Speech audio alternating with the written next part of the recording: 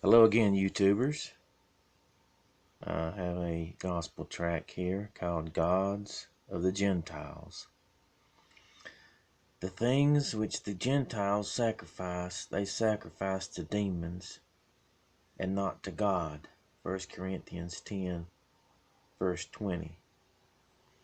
Modern man is so proud of his scientific knowledge that he regards the myths of the classical world as having no more basic in reality than a cartoon. But this generation's contempt for previous ones may be based on more fiction than are the myths of ancient civilizations. It is doubtful that any modern construction crew could build the pyramids or match Julius Caesar's feat of building in 10 days a bridge 40 feet wide across the Rhine River, a quarter of a mile across at that point, and strong enough for an entire army to cross. An ancient citadel stands on a mountain in South America made of rock molten together after its construction, a feat which modern scientists have tried and failed to duplicate with cleverly fashioned instruments. Ancient physicians performed delicate eye surgery, brain surgery, and even what is known now as plastic surgery, building new ears and noses. The impression left upon the person who studied the classical world with an open mind is one of a great respect and deep pity.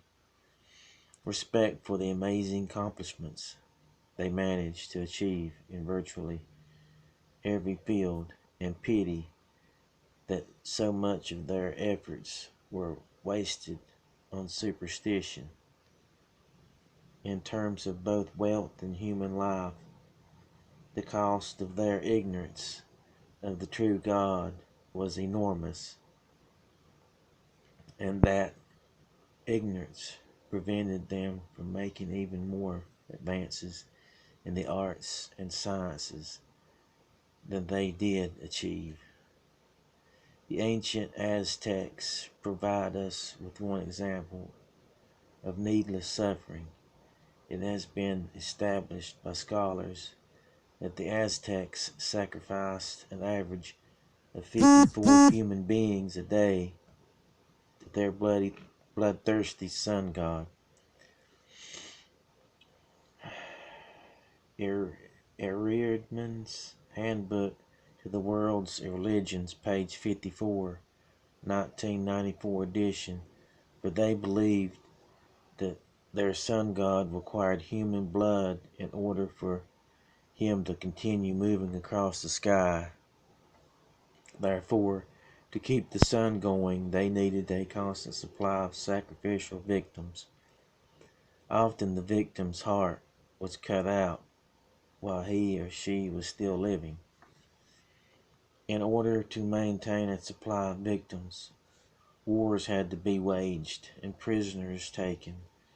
So war was a necessary tool of this religion.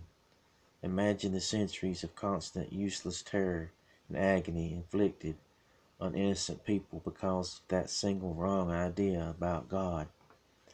Now multiply that horror by 10,000 times and spread the pain and loss over the face of the whole earth, and the enormous cost of man's wrong ideas about God begins to be revealed. For another example, imagine how much suffering among the poor of earth could have been alleviated by using the fortunes that were buried with the dead in ancient cultures.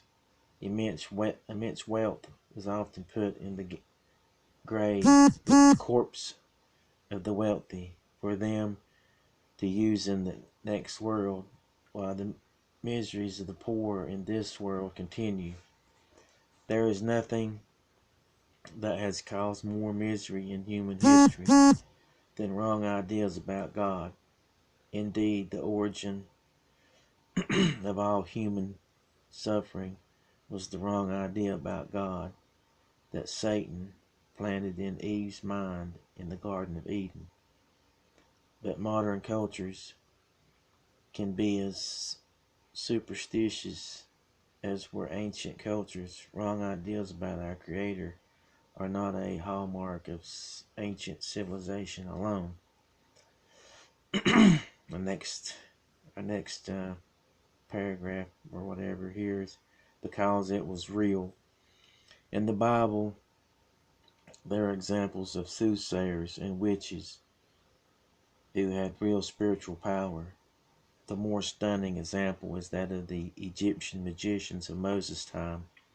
They performed miraculous deeds, which for a time matched the miracles which Moses and Aaron performed by the power of God. There is also the witch of Endor in 1 Samuel 28, who had power to communicate with the dead. And there is the demon-possessed young girl in Acts 16, who made her owners wealthy with her supernatural knowledge. In spite of what many enlightened people now believe, such supernatural events did take place. Ancient people were deceived by them, not because such spiritual power was phony, but because it was real. The devil is real. The devil is a real creature, as are the fallen angels. They are not theological inventions of man. They once stood before God in heaven, but were cast out when they rebelled against God. In 2 Peter 2, verse 4, having been in heaven, they they know God far better than ordinary humans know God, and they have supernatural powers. They can reveal things to persons they possess, and they can perform feats of superhuman strength through humans, as did the demon-possessed man whom Jesus healed at Gadara, Mark 5, verses 1 through 5. Ancient people had their superstitions, but they were not stupid, and we should give more credence to some of their myths than most people in our time are inclined to do. Over a century ago, a German named Heinrich Schneidemann dared to think that way. He was ridiculed by experts, but his confidence in certain elements of ancient mythology proved to be well founded. Schneidemann believed that the ancient city of Troy had been a real place. Remember the Trojan horse? And with tremendous determination, he ventured out on his own to search for the ruins of that city, using geographic information from Homer's Iliad as his principal guide. He astonished the scholar world by discovering the ruins of a once great city in the northwest corner of Asia Minor, exactly where Homer had said Troy was located. Of course, many ancient myths were fabricated. We know, for instance, that Atlas is not holding the world on his shoulders, and that Poseidon does not drive his chariot across the seas, but ancient man's colorful imagination does not make untrue the fact that there were men of old possessed by demons who could, for example, lift and throw stones much larger than ordinary men could throw.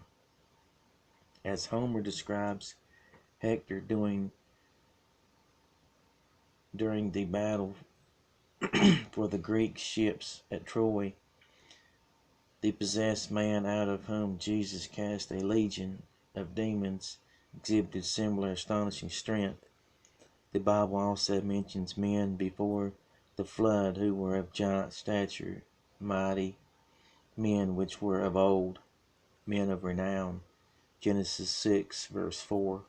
Because of the depths of evil to which men had fallen in those times, it is easy to imagine some of them performing superhuman feats, and then those stories being told and retold until they were corrupted to become the mythological stories of ancient Greece, Rome, and other cultures. Still, we can see through the layers of myth and acknowledge the germ of truth which no doubt lay at the root of some of those stories. The young slave girl in Acts 16 who followed Paul and his friends around the city was empowered by a demon to reveal secrets and predict the future. But when Paul cast out that demon, she could no longer predict anything. For that, Paul and Silas were beaten and cast into prison. Acts 16 verses 19 through 23. In Greece, when the ancients went to the famous oracle of Apollo at Delphi, or to the other oracles of that world, it is altogether believable that when they went to the oracle, supernatural events sometimes took place. We know, for one example, that when backslidden King Paul went to a witch for help, he received even more help than he bargained for in 1 Samuel chapter 28. It is inconceivable that ancient people, intelligent as they were, would have continued making pilgrimages to oracles if it never benefited them. If nothing supernatural ever happened, they would have known it, but there is ample evidence that supernatural events often did occur in those holy places of the gods, twisting man's view of God and therefore preventing the good life which ancient intelligence could have produced. Okay, our next paragraph here would be the gods were demons. Repeatedly, the Bible states that what the Gentiles worshipped were actually demons. Leviticus 17, verses 5 through 7. Deuteronomy 32, verses 12 through 18.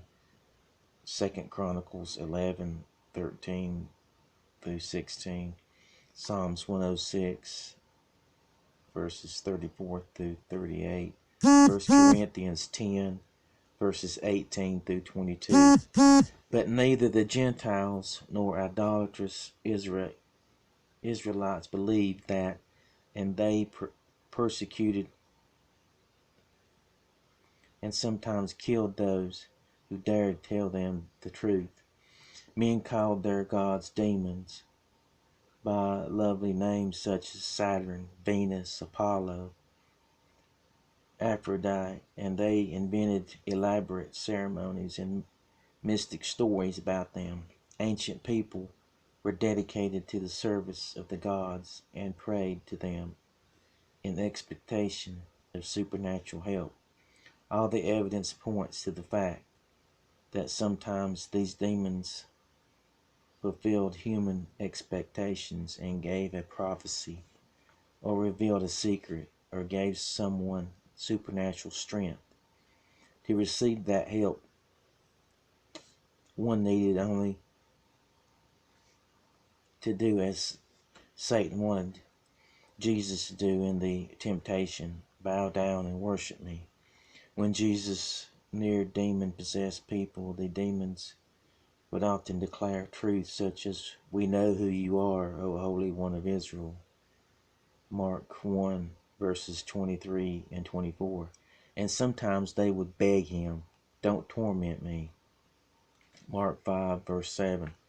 Sometimes they would even speak of the coming judgment, asking Jesus,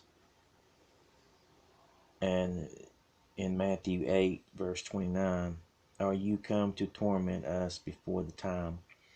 The demon-possessed girl whom Paul delivered irritated Paul by following him through the streets of Philippi, screaming, "These men are the servants of the Most High God, who show us the way of salvation." Acts 16, verses 16 and 17. These demonic voices crying out bits of truth to possessed people were the voices of the gods of the ancient world, and ancient people loved them.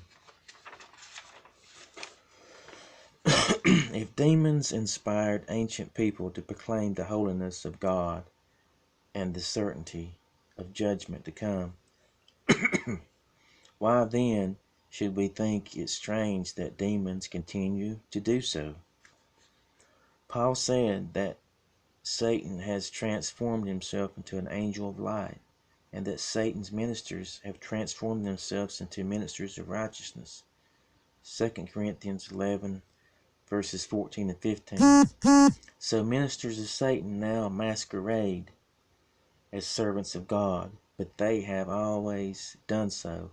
In the ancient world, who were Satan's ministers? Were they not the priests and priestesses of the gods? Was not the high priest, I can't pronounce it, looks like Hav, chief god of the Greeks and Romans, Satan's supreme minister?